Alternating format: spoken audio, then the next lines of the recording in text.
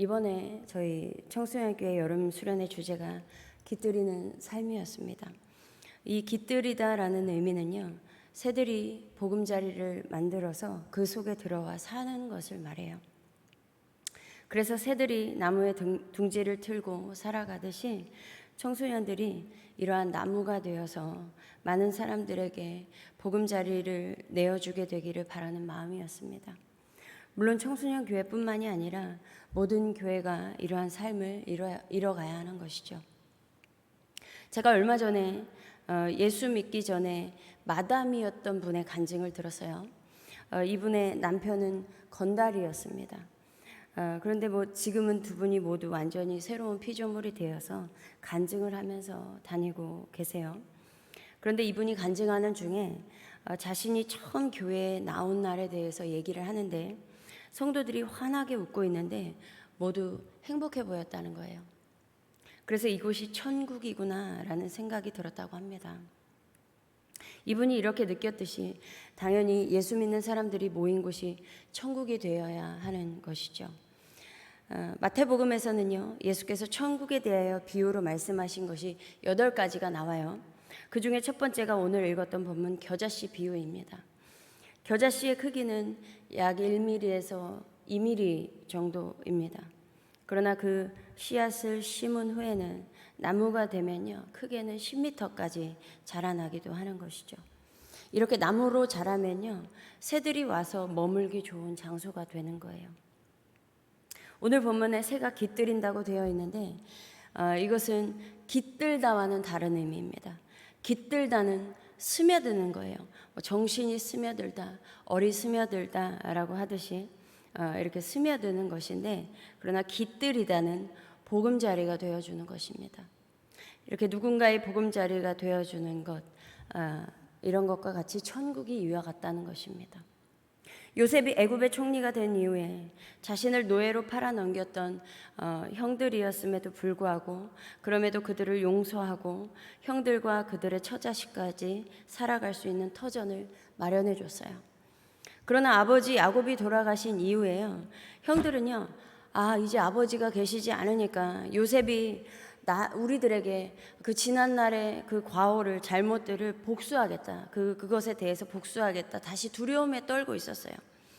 이럴 때 요셉이 형들에게 이렇게 된 일은 하나님께서 하신 일이었다, 그 하나님께서 모든 것을 선하게 바꾸셨다라고 다시 상기시켜 주면서 간곡한 말로 형들을 위로했습니다. 요셉은 형들로부터 받은 상처와 아픔을 하나님 안에서 치유했어요. 그리고 그들을 이미 용서했습니다. 그리고 그들을 위로해 줄 수 있는 그 넉넉함을 소유한 자가 되어 있었어요. 이것이 깃들인다는 것입니다. 또한 다윗은요, 사울을 피해 아둘람 굴로 도망갔을 때 그의 형제와 아버지의 온 집이 듣고 다윗에게 왔죠. 뿐만 아니라 그 가족들뿐만 아니라 환난당한 모든 자, 빚진 모든 자, 마음이 원통한 자 400여 명이 다윗에게로 모여들었어요. 그러나 이때 다윗은요, 도망자 신세였기 때문에요, 자기 자신 하나 간수하기도 힘든 상황이었습니다. 아둘람굴에 이르기 전에 사울을 피해 가드왕 아기스에게 갔을 때 그 아기스 신하들이 왕에게 보고하기를 이 사람은 분명히 이스라엘의 왕 다윗입니다. 이 사람을 두고서 그 나라의 백성이 춤을 추면서 노래하기를 사울이 죽인 자는 천천히요, 다윗이 죽인 자는 만만히로다, 이렇게 노래했습니다. 그런데 이러한 말을 듣고 난 다윗은요, 여기에 있는 것도 안전하지 못하겠구나 라는 생각이 들었어요. 그래서 다윗이 그들이 보는 앞에서 그 성전 문짝 위에 아무렇게나 글자를 긁적거리기도 하고 수염에 침을 질질 흘리면서 미친 척을 했죠. 그리고 그 이후에 아둘람 굴로 피신한 상황이었습니다. 그럼에도 다윗은 이러한 상황에서 세상에서 상처받은 사람들을 품고 그들의 우두머리가 되었어요. 아마 자신의 처지를 알고 있었기 때문에 그들의 처지도 공감할 수 있었을 것입니다. 그래서 그들을 받아들이는 것이 더 가능했을 거예요. 사울 왕은요 처음부터 유력한 자들, 용감한 자들과 함께 했지만요 다윗은 이렇게 세상의 낙오자들과 함께 시작을 했습니다. 그런데 여러분, 세상에서 억울한 일을 당한 사람들은요 상처와 아픔이 있지요. 그래서 신경이 예민한 사람도 있고요, 의심도 많고 자존감이 낮은 사람들도 있습니다. 그래서 객관적인 시각으로 봤을 때 이렇게 다윗에게 모여든 사람들, 이들과 마음을 합해서 무엇인가를 추진해서 좋은 결과를 도출해낸다는 것은 시간이 오래 걸리겠구나, 쉽지 않겠구나라는 것이 보이죠. 그러나 하나님의 뜻을 구하는 다윗과 함께 하면서요, 더불어 그들 역시 하나님의 뜻에 순종해서 전쟁에서 승리했습니다.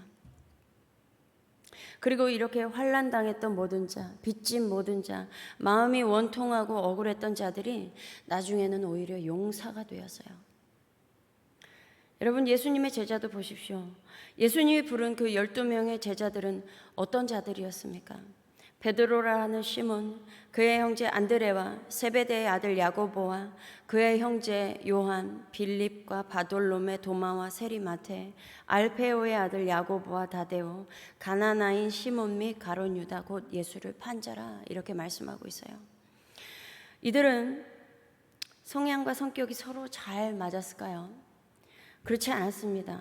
사는 곳도 다르고 직업도 다양해요.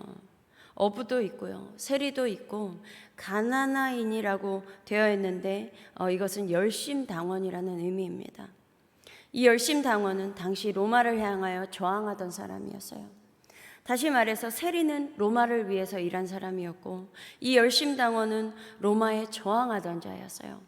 유대인의 입장에서 봤을 때 세리는 매국노였고요, 열심당원은 애국자였습니다. 여러분, 지금도 정치적 색깔이 다르면 심한 갈등을 겪잖아요. 그래서 이들을 보면요, 이들 역시 서로 함께하기 어려운 사람들이었습니다. 그러나 예수님은요, 이렇게 다른 색깔을 가진 사람들이었음에도 불구하고 제자로 부르셨다는 것이죠. 심지어 자신을 팔아넘길 자인 가룟 유다도 부르셨다는 거예요. 그리고 이들에게 같은 곳을 바라보게 하셨습니다. 세상 나라를 위하고 자신의 육체의 소욕을 따라 사는 것이 아니라 하나님의 영광을 위하여, 하나님 나라를 위하여 사는 법을 가르쳐 주셨어요. 그것을 따라가는 몫은 우리인 것이죠. 처음에 이들에게 겨자씨만한 천국을 심으셨습니다. 그러나 이들은 예수님의 공생애 동안 계속 따라다니면서 하나님 나라에 대하여 직접 보고 배웠습니다. 예수님이 가는 곳에는 더러는 부자, 유대 지도자들도 있었지만요, 대부분 가난한 자, 각종 병든 자, 귀신 들린 자들이 모여들었어요. 그리고 예수님은 자신에게 나오는 자들은 누구든지 받아주셨습니다. 부르신 제자들뿐만 아니라 예수님께 오는 모든 자들에게 긍휼을 베푸시고 치유해 주시고 가르쳐 주셨어요. 이들은 외모도 다르고 성격과 성향, 사회적 지위도 모두 달랐지만요, 서서히 그리스도의 몸을 이뤄갔습니다. 하나님 나라의 백성에 맞는 사람으로 성장해 갔어요. 내 양을 먹이라, 내 양을 치라 라고 하신 예수님의 뜻을 따라서 많은 사람들이 양을 돌보고 살피는 목자로 성장했어요. 여러분, 양들의 성향을 우리가 익히 들어서 잘 알고 있죠. 우리는 다 양 같아서 그릇 행하여 각기 제 길로 갔다고 말씀하고 있습니다.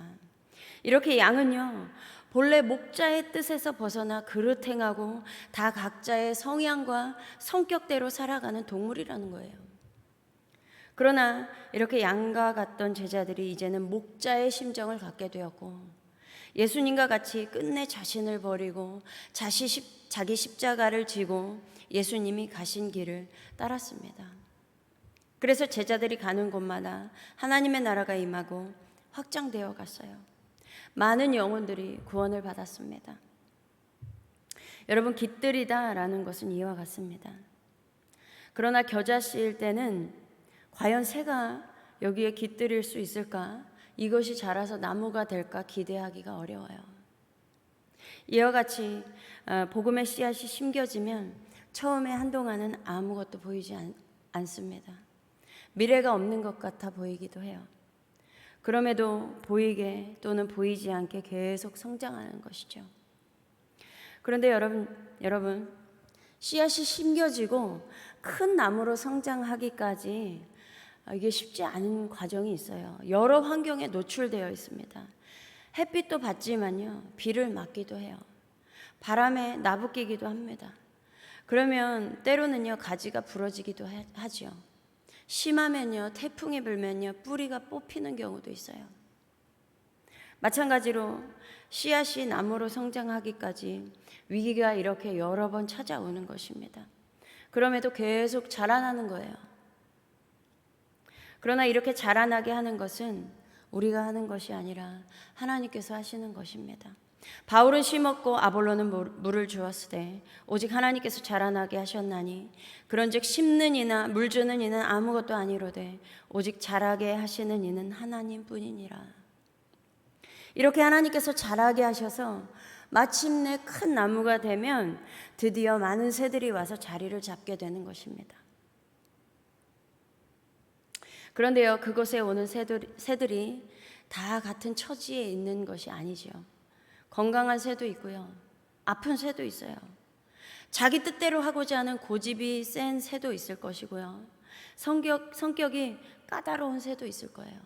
어린 새도 있고 나이든 새도 있을 것입니다.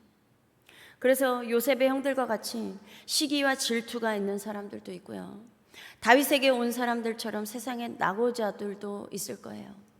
예수님께 온 사람들처럼 가난한 자, 아픈 자, 귀신 들린 자들도 있을 것입니다. 그러나 큰 나무로 성장했다는 것은 이러한 모든 새들의 보금자리가 되어주는 장성한 나무가 되었다는 것이죠. 누구보다 우리 한성교회가 이러한 새들이 깃들이는 큰 나무로 자라나기를 소망합니다. 그래서 많은 영혼들이 한성교회를 통해 예수께서 주신 그 참된 안식을 얻으며 신앙의 자리를 잡고 둥지를 틀고 뿌리를 내리며 함께 하나님의 나라를 이루어 가게 되기를 소망합니다.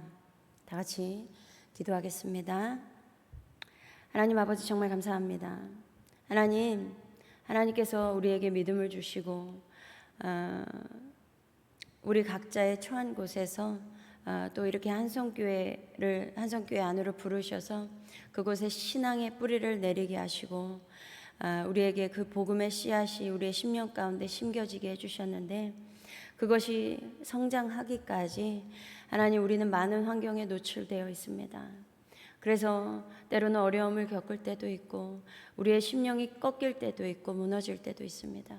그러나 하나님, 자라나게 하시는 분은 하나님이신데 우리가 지금도 조금씩 자라나고 있을 줄 믿습니다. 그래서 우리가 장성한 이후에는 이 한성교회가 또 우리의 각자의 신앙이 정말 많은 새들이 깃들이는 그러한 나무로 장성하게 될 줄을 믿습니다. 또한 그러한 큰 나무로 자라나서 많은 영혼들의 안식처가 되어주는 그러한 깃들이는 나무로, 그러한 깃들이는 삶을 살아갈 수 있는 우리 한성교회가 되게 하여 주시옵소서. 그래서 많은 영혼들의 안식처를 내어주며 그 영혼들이 또한 예수 그리스도의 사랑을 알고 배우며 또한 그러한 사람들도 하나님 안에서 하나님의 나라를 이루어가는 그러한 모든 그러한 영혼들을 품고 자라나는 한성교회 되게 하여 주시옵소서. 감사드리며 우리 주 예수 그리스도의 이름으로 기도드립니다. 아멘.